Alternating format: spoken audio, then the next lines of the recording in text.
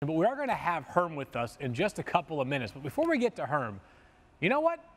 How about a couple of seconds, Coach?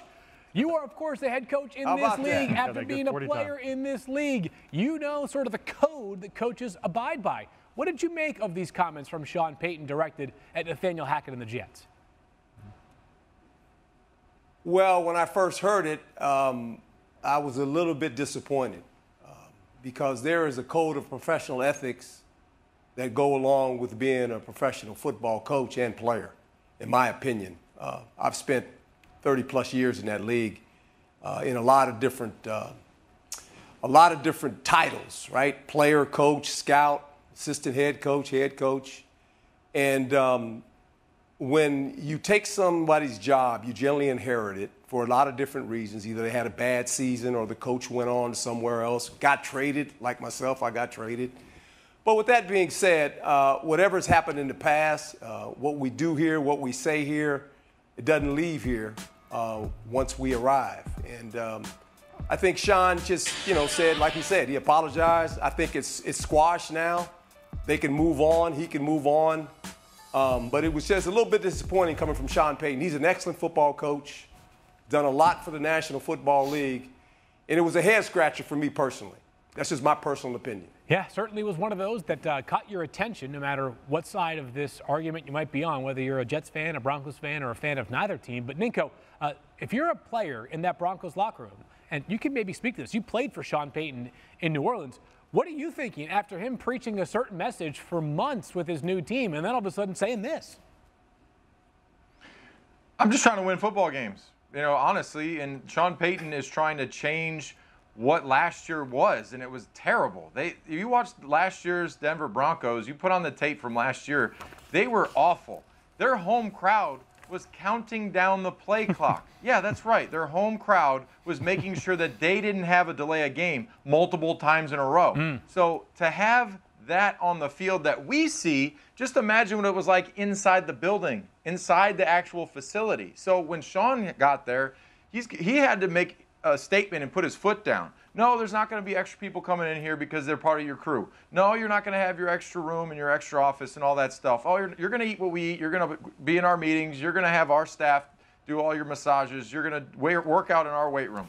Like, that's what you need to have some discipline in a specific building and try to create a new and winning culture, which, okay, Sean had a couple lattes or whatever. Maybe he had a martini, an espresso martini in the morning. He was feeling good about himself and started talking a little bit too much, right? So says a few too many things, calls out the Jets. But think about it. We're giving the Jets the crown of division and probably Super Bowl appearance. And because what? Because they got Aaron Rodgers and a couple good pieces? You still got to go play on Sunday and beat teams that, and Coach talked about this, there's kind of a code of conduct for the coaches and the player and the ethics and things you say. On the field, though, these teams, they see each other week 5. You take it personal.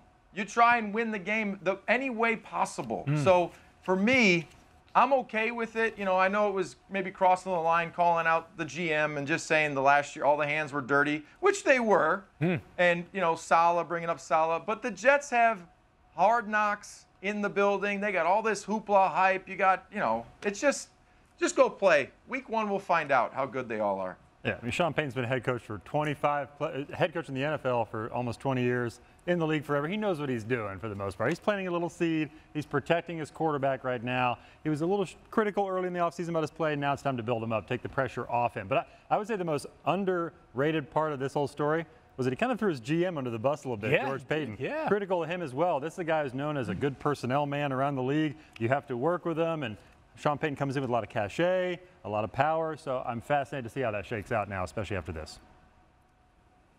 Look, both of you guys make a lot of sense in what you're saying, but I know this.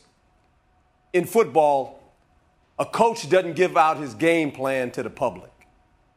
He gives his game plan out to the players. And there's no different when you take over from another coach. You may feel a certain way about the people that left, and if you say that within the contours of that building, it stays in the building. It doesn't leave the building. That's just professional football, period. It's always been that way. the little bit I know about it. I know I don't know a lot. I'm not the smartest guy on the screen, but I do know that part. It stays in the building. No coach has ever given his game plan, say, oh, by the way, we're going to do this, and now you guys go tell everybody what we're going to do. Yeah. You know, Herm, it's just so fascinating because don't work that way. Mike McCarthy, so used to these coaches. Mike McCarthy. Yeah. These guys are like, you know, they are trained in doing exactly nothing in front of the microphone, right? Bill Belichick goes to the microphone and mumbles a few syllables, and that's about it for a press conference. Now, in the past couple of months, Sean McDermott saying he was very concerned about the Stephon Diggs situation, made that a big deal. Sean Payton says all these things about the Jets. That's a big deal. All of a sudden, coaches are inviting controversy or at least discussion into their locker room. Thank you for watching ESPN on YouTube. For live streaming sports and premium content, subscribe to ESPN+.